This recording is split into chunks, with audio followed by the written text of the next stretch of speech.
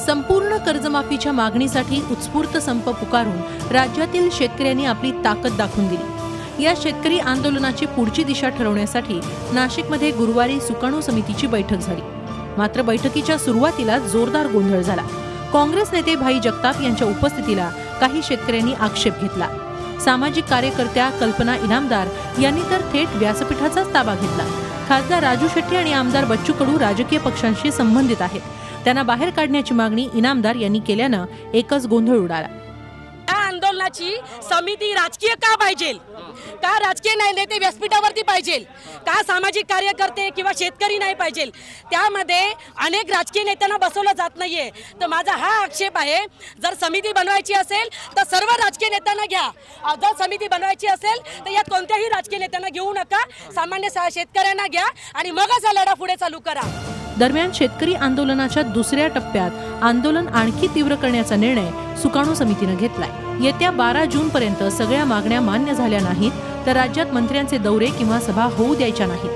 12 जूनला जिल्हाधिकारी कार्यालयावर ठिय्या आणि 13 जूनला रास्ता रोको आणि रेल रोको करण्यात येईल। तसंच राज्यातलं आंदोलन राष्ट्रीय पातळीवर नेण्यात येईल असे निर्णय सुकाणू समितीच्या बैठकीत घेण्यात आले। शेतकऱ्यांचा 7/12 कोरा झाला नाही तर सरकार खाली खेचू असा इशारा देतानाच आमच्यात एक गद्दार होता, त्याला पक्षातून बाहेर काढू असं राजू शेट्टींनी यावेळी स्पष्ट केलं। आजपासून या क्षणापासून एकाही मंत्र्याला महाराष्ट्रामध्ये कार्यक्रम करून द्यायचा नाही।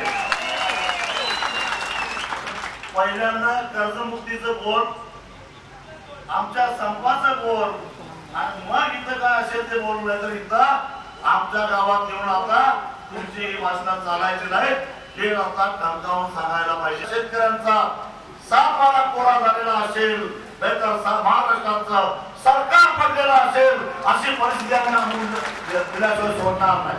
या बैठकीत कृषी राज्यमंत्री सदाभाऊ खोत यांना सर्वांनीच लक्ष केलं। भाजप सरकारवरही यावेळी टीकेचे जोरदार आसूड ओढण्यात आले। संघटनेचे नेते इथं हजर आहेत, आमच्या डोक्यात नेच आहे, हातात नागर असतं पण डोक्यात धर्म असतं, आमच्या डोक्यात जात असतं, आमच्या विद्या जातीचा विद्या धर्माचा पक्षाची गुलामी असतं आमच्या डोक्यात। मित्र, आमच्या हातात जर नागर असेल ना तर माझ्या डोक्यात सुद्धा शेतकरी ठेवा। बस मुंबईमध्ये दूध गेलं नाही पाहिजे, मुंबईमध्ये भाजी गेली नाही पाहिजे आणि मुंबईमध्ये पाणी सुद्धा गेलं नाही पाहिजे।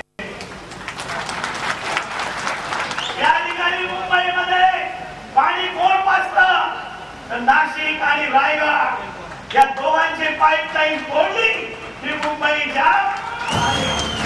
शेतकऱ्यांचे प्रश्न सोडवण्यासाठी सुकाणू समितीची बैठक पुन्हा 15 दिवसांनी बोलावण्यात आली आहे। शेतकरी संपाचा पहिला टप्पा आता संपला, पण आंदोलनाच्या माध्यमातून शेतकऱ्यांचा उद्रेक सुरूच राहणार आहे एवढं नक्की। योगेश खरेंसह bureau report, Zee Media, Nashik.